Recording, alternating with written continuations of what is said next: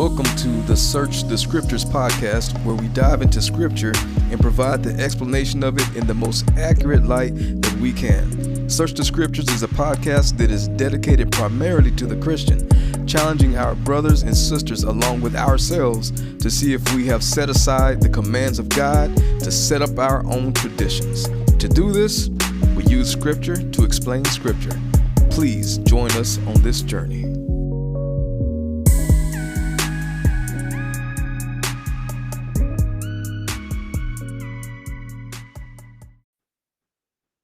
All right, so getting started again for another Bible Topic Tuesday, and today we're going to jump right into it. The question is, why did God create humans? So, as I always do, I'll open it up. Anybody have any comments on this before we jump into it?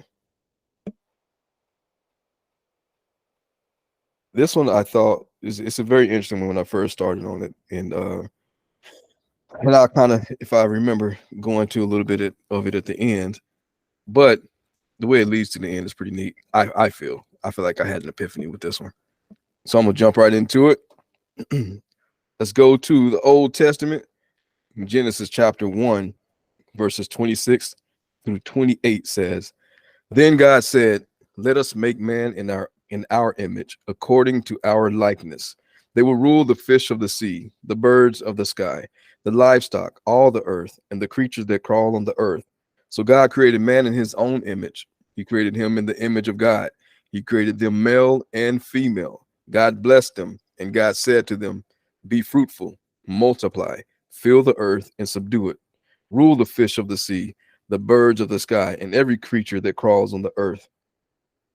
So in Genesis, in this first chapter, we're finding out that the Lord, he is creating the earth by way of his son. His son is actually doing it. Jesus is actually doing the actual creation part, or the actual, so it's through instruction of his father, best I can understand it. So Jesus is actually creating these things, and they're speaking to one another. So the father is saying to the son, as far as I can tell, let us make man in our image. And it's the part I want to really point out: our image in our likeness.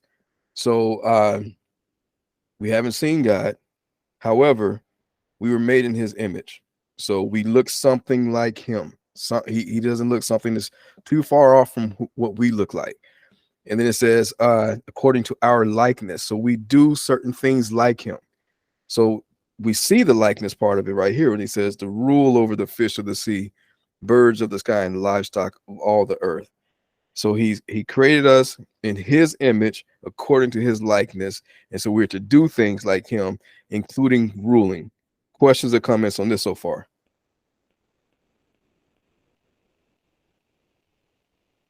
Okay. Give me 1 second. We got there, G? So we're just to rule over animals, not human. We can still, there are certain people that will rule over humans. We're given kings. That's why he's called the King of Kings. So we are given kings, people that rule over people. So, but not every person is going to be someone he's not going to be ruling over a people, if that makes sense. But yeah. Next scripture we have is Psalms chapter 2, verses 7 through 8. And it says, "I will declare the Lord's decree. He said to me, you are my son. Today I have become your father. Ask of me, and I will make the nations your inheritance, and the ends of the earth your possession." So here we have, this is actually Jesus. This is David saying, this is what Jesus said. Basically, he's saying, this is what Jesus said. And then Jesus is saying, this is what my father told me. This is his decree. And he said, my father said to me that I am his son, and on this very day I have become your father. And then he goes on to say, he talks about us. He says, ask of me, and I will make the nations, or the heathens, your inheritance, and the ends of the earth your possession. So we are, the question is, why did God create humans? We see here, we're actually the inheritance. We actually belong to the Lord, to Jesus. We are his inheritance. Questions or comments on this so far? All right. Psalms chapter 139, verses 13 through 14 says, "For you formed my inmost being. You knit me together in my mother's womb. I praise you, for I am fearfully and wonderfully made. Marvelous are your works, and I know this very well." So the psalmist is saying, he's speaking about things that is tough for us to fully understand. But according to this scripture, the Lord himself knits us in our mother's womb. He puts us together in our mother's womb. And then he goes on to say, we are fearfully and wonderfully made. It is, if we think about as much as we can, the complexity of the human being, it is amazing. The gap that goes from primates to human beings is ridiculous. I mean, the not I'm not just not talking about like the physical part. I'm talking about the actual mental capacity. It's amazing what we're capable of. And so it says we are fearfully and wonderfully made. Again, the question is, why did God create humans? I do find it interesting that this is what it says specifically about. It doesn't say this about animals. It says this about human beings. Questions or comments on this so far?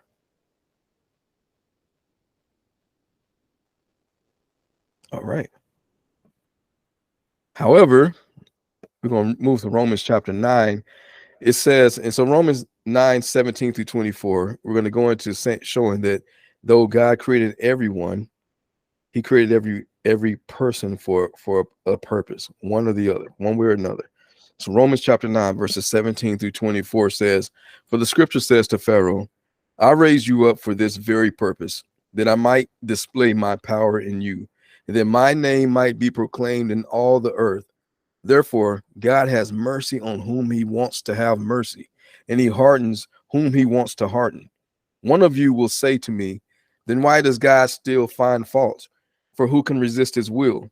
But who are you, O man, to talk back to God?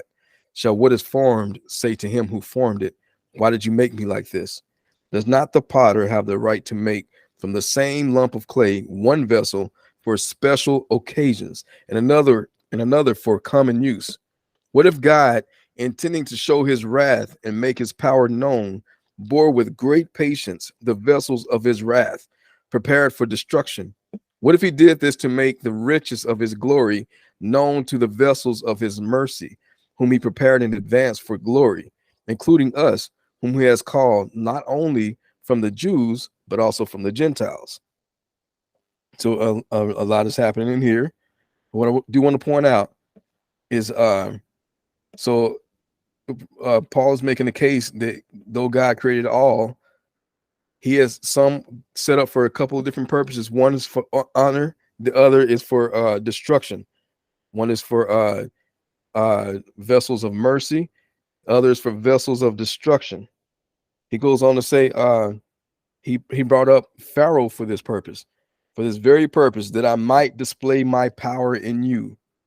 And then Paul goes on to say, he says, does a potter have the right to make from the same lump of clay one vessel for special occasions and another for common use? So he has that right because he's a creator, so he has the right to do this. So he created both, but he has right to make one into something for special use and another for common use or destruction. And then he goes on to say, what if God, intending to show his wrath and make his power known, bore with great patience the vessels of his wrath, prepared for destruction? And he says, what if he did this to make the riches of his glory known to the vessels of his mercy, whom he prepared in advance for glory? So now we see a couple of different things that are happening here. Paul is saying that the wicked were made for the sake of just displaying the power of God when he destroys them, and also to show mercy on the vessels that he has prepared for himself in advance for glory. We're going to talk about that here in just a little bit. Actually, it's going to be the very next thing we get into. But before we do, what you got for us, G? So I understand the analogy of basically a potter. But I guess the part where I guess I'm struggling. And no, I once I want to say I do understand because Potter can do whatever he wants to with one bowl, but he could throw the second bowl at a wall, and no one's going to bat an eye at it. My I guess my part that I'm wrestling with here is it's a pot. Pot can't doesn't have feelings. The pot doesn't talk. A pot doesn't have the same physical and mental uh, capabilities that I do. And I guess that's the disconnect that I think that anybody who struggles with this would have is that one is a pot that's created that can't do anything anyway. But the second is a human being that can walk, that can talk, that has emotional feelings and physical feelings, but can just be destroyed because God has decided to throw that person at a wall. Um, is there another illustration that I guess would make more sense for me, or is that just it? Paul would say, "But who are you, oh man, to talk back to God?" So we should be just as silent as that pot. That's what he says. Okay. It is similar. The only reason you exist is because of him. It's the same thing with the pottery. The only reason that pottery exists is because of the potter. That's it. That's what it comes down to. He literally owns you. There's no one else that can stand in and say, "Hey, you cannot do this." There's no one else that can do that because he owns you. And it doesn't matter at the end of the day uh, how a person feels about it, because he is the creator. That's what Paul says is, what good is this for you to who do you think you are? And we don't truly understand that part of it. Paul is saying, who do you think you are to talk back to God? Like who did it doesn't make sense. And you are very much the lump of clay that is being fashioned. You are not the potter. The potter can do whatever he wants to. That is truly who you are. You are that vessel, whether the vessel for special or the vessel for common use. And it's harsh. It is what but that's what it is. It's his to do whatever he wants to. No. I totally agree because the more that you say it, it just becomes a. I know honestly, the ugly truth is what I want to say because it's not like somebody can basically stand up to God and be like, "Hey, that doesn't make sense. Like, why are you doing this to this person?" I think it seems to be more practical for someone to have that argument because in life you can always object, you can always voice your opinion. But one thing I've started to really accept with Christ is you can only accept when it comes to him. You can deny him would be honestly dumb, but the smartest thing to do is regardless of what he says, is to be wise, to have wisdom, and just accept. Regardless of what it makes you feel, your feelings are not going to change what he's going to do.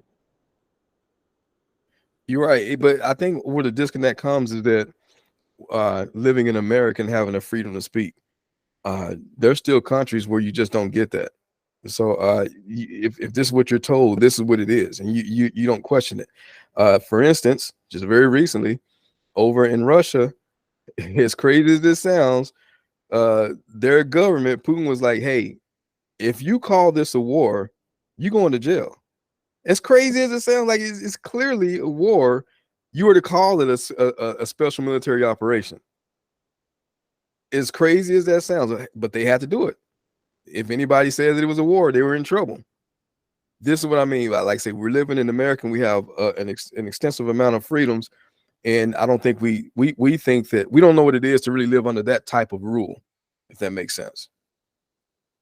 It does. The word seems to be so much in a contradiction to what we live in a day-to-day base 24/7, so that when you come across the word, when you come across the Bible itself, um I'm talking about complete 180. It's, man, what are you talking about? I can do whatever I want. you know this government has given me the power to do literally whatever I want whenever I say I want to do it. And the difference is, the word doesn't give you that. The word is not like that. So yeah, you're absolutely right. It's the privileges that we have here it's honestly, it's like a double-edged sword. That's true. Freedom is great, when we're disciplined, freedom is excellent when we're disciplined. When you're not, it ruins you and it spills over to others also. But I do want to point that out is that he does say that some he'll use for that reason to display his wrath. And then by displaying his wrath on them is actually showing mercy on the others because he's showing wrath on these. And the wrath can easily be on us also, but he shows mercy instead. He says, what if he wants to show that mercy? Not only does he want to show that mercy, but he has these riches of glory that we still don't fully understand yet. That's in the world to come. This world that is coming, we do not understand what those riches really mean. And we're going to take a look into a little bit of that here in just a second. Some good comments on this. So this is the last one I got actually. Hebrews chapter 2, verses 5 through 11. And it says, for it is not to angels that he has subjected the world to come, about which we are speaking. But somewhere it is testified in these words, what is man that you are mindful of him, or the son of man that you care for him? You made him a little lower than the angels. You crowned him with glory and honor and placed everything under his feet. When God subjected all things to him, he left nothing outside of his control. Yet at present, we do not see everything subject to him, but we see Jesus, who was made a little lower than the angels, now crowned with glory and honor because he suffered death, so that by the grace of God, he might taste death for everyone. In bringing many sons to glory, it was fitting for God, for whom and through whom all things exist, to make the author of their salvation perfect through suffering. For both the one who sanctifies and the one who and those who are sanctified are of the same family. So Jesus is not ashamed to call them brothers. So a lot is happening here. What I want to point out is this. Remember that previous verse we were talking about in Romans, that what if he is doing this to prepare something, these riches of glory for these vessels of his mercy in advance. He's preparing this for them. Well, here we get a little bit, this is talking about it a little bit because it says this is not for the angels. So he starts off by saying this, for it is not to the angels that he has subjected the world to come. The world to come, not right now at this very moment, but the world is to come. Subjected means literally it's going to be under their feet. It's going to be under their rule. So this, and then he says, but somewhere it is testified in these words about man. What is man that you are mindful of him? Why do you care so much for him? Why do you care for this? He's made a little lower than the angels, but you crown him with glory and honor and placed everything under his feet. And then Paul, who believes the writer of Hebrews it says, when God subjected all things to him, he left nothing outside of his control. So everything is under the control of mankind, but not now. We do not see this. As at present, we do not see everything subject to him. But Jesus, who is the Son of God, he was made a little lower than the angels and then crowned with glory and honor because he suffered death. That's what it says. So Jesus, who is the Son of God, became a human being, lived as us. So he was made a little lower than the angels. Now we see he's actually crowned with glory and honor because of what he did, right? And then it says he did this to bring many sons to glory, glory. And then it goes on to say that both the one who sanctifies, which is Jesus, and those who are sanctified, which are us, are of the same family. This is big here. And then it goes on to say, so Jesus is not ashamed to call them brothers. So the question is, why did God create humans? That's his family. Human beings are literally his family, is what we're told here.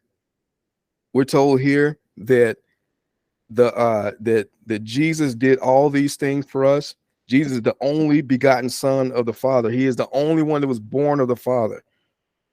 But in order for him to be made like us in every way, he became a human being, lived life on earth, died, and was resurrected, and then gave us the ability to also be brought into this family, because he goes on to say just that, and bringing many sons to glory, many children to glory. It was fitting for God, for whom and through all things exist, to make the author of their salvation perfect through suffering.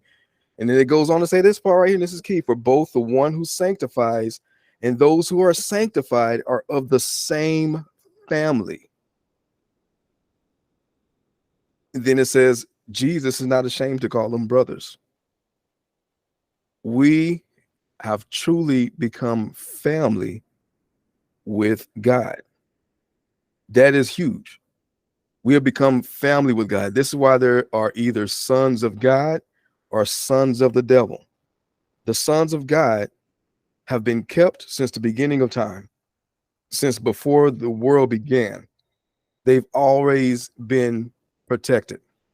They were always going to be there because of the good shepherd, the one who died for us. And that's what the purpose of this all. It is literally, we are his family.